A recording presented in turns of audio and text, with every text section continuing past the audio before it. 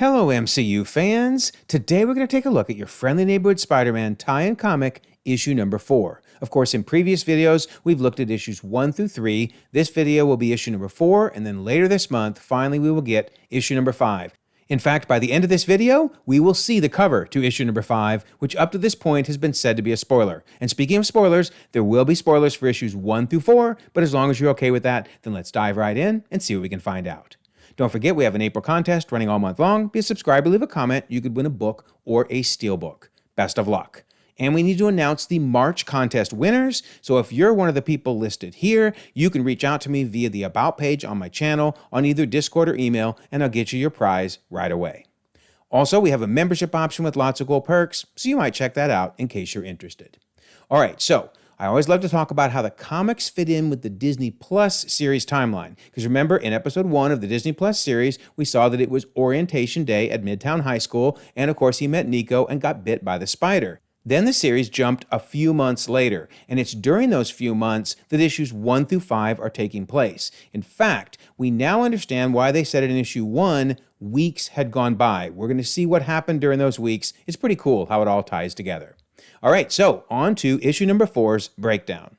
All right, so we'll start by looking at where we left off last issue. 2 important plot points to discuss. One is that store owner, remember that Spider-Man actually helped, instead is now saying Spider-Man was the maniac and the enforcers were his friends. Yeah, right, buddy. And we saw that Spider-Man got his new costume and cut down from those 2 giant scuba tanks on his back holding his webbing to now the 1 small tank that we saw at the beginning of your Friendly Neighborhood Spider-Man Disney Plus show. All right, so now issue number 4. We start at the Manhattan headquarters of Silvermane Hair Products for Men, where on the news they're saying an NYPD representative now says they would like to speak with Spider-Man about the altercation. And that's, of course, for that store owner. So Silvermane is bragging about how he has tarnished Spider-Man's name. Then he gives off a villain roll call when he mentions the Ox, Fancy Dan, Montana, and Man Mountain Marco. Of course, from the comics, the Enforcers, they debuted way back in Amazing Spider-Man number 10, and then both Silvermane and Man Mountain Marco debuted in Amazing Spider-Man 73. And then suddenly, we see Spider-Man himself popping in the room. And I admit I was really shocked when I saw this. I'm like, dude, what are you doing? I mean, granted, he says you need to stop messing with queens. It's under the protection of Spider-Man, but you're taking all of them on at once? What is going on? But we will learn there is a method to his madness.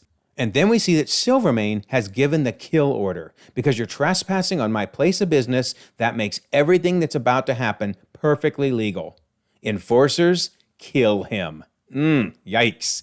Anyway, Marco says this is real convenient. It's like a delivery service for beatdowns, and I'm giving it 5 stars. Nice. But here's something important. Keep an eye on this laptop. That is part of Spider-Man's big mission. So he falls behind this desk, and notice he's fidgeting around with that laptop, right? But then he says, okay, so you're used to my moves, but the thing is, I'm also used to yours. So I love whenever they do these panels where he jumps around the room and we see all the places he was all in one shot. That's pretty cool. But basically he's leaving. He's done his job, which we'll see in a second what that is, because notice he's jumping away and they're of course shooting at him. And notice it looks like his spider sense there. You know, we've talked about this in previous breakdowns, but I am really confused on whether he has his spider sense or not. But obviously, if it was ever going to activate, it would be now because he's being shot at. But anyway, they break open the window by shooting at him, and he jumps out the window because he has done his job. He has left the little zip drive in the computer, and we'll see what that's doing in just a minute. But then someone is saying, you're delusional if you think that'll work, Pete. So who's saying that? Well, that would be Nico. Notice, Rockford High Computer Lab earlier that day. So now we're going to see what Peter's plan was. She says, I already tried hacking into Silvermane's computer system and failed multiple times. For an old guy, he has pretty advanced security. But Peter says, well, that won't be a problem, Nico, not when this is directly connected to his personal computer. And she wisely says, and who's going to make that happen? He says, I can't say, or it's better if I don't, but I promise you won't be putting yourself in danger. There's no way to trace it back to you. Well, Nico might not be in danger, but we're going to see that Peter is in major danger. So now we move to, well, now, as they say, at the New York Public Library, now, Nico's saying, almost got it. Yes. Oh, Mr. Manfredi, you've been a naughty old man. No time to dig through all this. It's no fun having tea unless you spill it. Okay, so Nico has downloaded the information and she's going to send it, as you can see, to several different people. So let's look at some of these. Obviously, Robbie Robertson, he works at the Daily Bugle. Now, Barney Bushkin, at least in the comics, works at the Daily Globe. So yeah, interesting. And then Action News. So in the comics, there is an Action News, and their first appearance was actually way back in Avengers 190. So I'm imagining that's the same Action News. And then you see that she's sending it to Channel 6, Channel 8, and Channel 10. I don't know that those are referring to anything specific. Those are pretty generic names. If you think I'm missing something from an Easter egg there, just let me know. But anyway, she has now sent all this information off to several news organizations. So then we catch up with Spider-Man. Notice he almost got away. He got out the window and he's on the landing ready to jump off the building and escape when everybody else catches up with him and Silvermane is screaming, "Get the tank on his back. That's got the webbing." So Montana wraps him up with his whip and whacks him on the ground. Man, he gets beat up so much in these comics. But Montana says, "And here I thought you'd smartened up." And then Ox grabs the tank and says, "Nope, I know stupid when I see it." To which Spider-Man responds, "Well, then you must see it a lot every time you look in the mirror," because he tries to crack open the webbing and sure enough, it explodes everywhere. And I'm betting that's where they got the inspiration for this cover art, because that sure looks like the same type of situation there with the webbing exploding everywhere. But yeah, now that makes Montana and Ox be trapped inside the webbing. And I love it. They're cursing, and Spider-Man says, "Language," which of course, we know that, right? Language. But he says, "Let's keep it to consarn and rootin' tootin', okay? I learned from my mistakes, like making sure people who mess with my web fluid tank regret it." And then remember, he made sure that his webbing doesn't stick to his clothes. So he's starting to crawl out, but he realizes, uh-oh, not everybody was trapped in the webbing, and he might be in big trouble. Sure enough, Fancy Dan whacks him upside the head. Marco punches him in the stomach, and Fancy Dan crashes a chair over him. Yikes. So now he's temporarily stunned, and Fancy Dan's apologizing for destroying the furniture, but Silvermane's like, no, furniture can be replaced. Consider anything here at your disposal. And notice Marco says, well, if you put it that way, and just demolishes Spider-Man with that planter. My word. So now he's out cold. He's done. So things are not looking good for Spider-Man. Silvermane says, "I'm a helpless old man. This intruder who broke in put me in fear for my life. Lethal force is justified." And then Marco asks, "Well, do you want to do the honors?" And he's like, "No, don't push it, idiot. Throw him off the roof. It happened in the heat of the battle when you were protecting me." Things don't look too good for Spider-Man. But honestly, they're not looking too good for Silvermane either, because he now hears on the news that they are reporting on the information that Nico has given them, and that is that Silvermane is involved in illegal bribery schemes to obtain choice contracts with high-end salons. And they even say, "We can assure you this is just the tip of the iceberg." Oh my word. So he is ticked off. Get my lawyers on the phone, all of them. I want every news outlet hit with a cease and desist order now. Basically, he's going to sue them all into oblivion. We'll see how that goes for him. Then he discovers that zip drive that Spider-Man placed in his laptop, and he has the audacity to call Spider-Man a coward, a weasel, because he couldn't beat me like a man, so he does this. Well, Silvermane, you didn't want to fight him like a man. You have four bodyguards. So don't even be calling Spider-Man a coward. Anyway, I love that both Montana and Ox are like, "Hey, a little help here." But Silvermane is smart. He says, "You will stay as you are until the police arrive. Proof of the threat Spider-Man posed.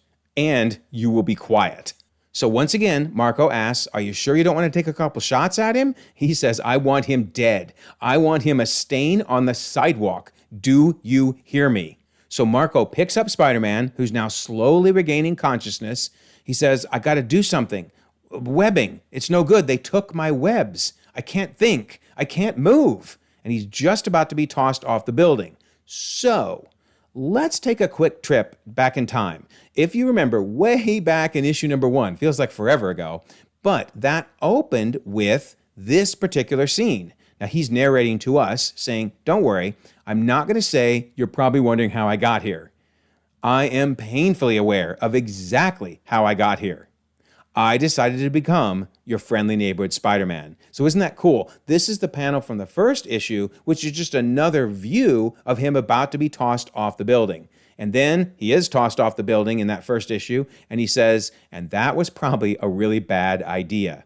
And then this is cool. That's when we move to the weeks earlier, when he says, let's freeze the frame, rewind, and start back at the beginning. So basically, we've now come full circle. The last 4 issues have told us what's happened during those weeks. And now we've caught back up to present day. So let's continue on with the story, right? We see Marco throwing him off the building, him saying, I can't do anything. And then, oh my gosh, you just feel terrible for him. He says, Nico, Aunt May, I'm sorry. I mean, yeah, he has nothing he can do. He has no webbing and he's being chucked off the building. So of course, we're told next issue. But it is indeed the epic conclusion coming. So wow, what a good issue. I mean, they made this really suspenseful. I feared for his life the entire time, and I still am fearing. He's been chucked off the building with nothing he can do. Crazy. All right, so I always love to conclude with the timeline. This, remember, is issue 1 and 2's timeline, which I've discussed previously. This is issue 3's timeline. And remember, we ended with him trying out that new outfit. And so really issue 4's timeline is pretty simple. I mean, 3 things, right? We had earlier that day at the Rockford High Computer Lab when they devised their plan. Then we moved to present time in the evening at the New York Library as Nico's downloading the info and sharing it with the press. And of course, over at Silvermane's headquarters, Spider-Man is stealing the info, but also takes a beating and is chucked off a building. So yeah, very simple timeline. Interested to see what they do with issue number 5, but I'm betting it won't go too much further ahead in the timeline than this. In fact, speaking of issue 5, that is going to arrive on April 23rd, and we finally get our cover revealed. Now, I will admit, I don't think this was as much of a spoiler as they made it seem. Like, I thought this was going to be a huge deal. However, it is true. What this would have spoiled is the fact that at the end of issue 4 is when we cycled back to the beginning of issue 1, because obviously he's being chucked off the building. So I see why they kept the thing a secret. I was maybe expecting a little more, but still, very cool. Can't wait to see how he saves himself when the next issue arrives. Let me know your thoughts. Are you enjoying the comic series? I am really, really liking it. So don't forget, April contest, be a subscriber, leave a comment, win a book or a steelbook. And we have that membership option in case you're interested in that. And I always love to mention the Discord. Here we are in the MCU official tie-in comics section. Hunter does a fantastic job with this. And Hunter's also expressing his displeasure with how this wasn't quite as much of a spoiler as we hoped. But nonetheless, we all really are enjoying this series, and Hunter breaks it down really well in this chat. So we would love for you to join us, 2,100 members across the globe, conversations 24/7, and I'll leave a pinned comment so you can take part. Also, if you don't mind, like this video, subscribe if you haven't already. You can check out more content, and we'll continue to enjoy the ever-growing, the ever-changing Marvel Cinematic Universe.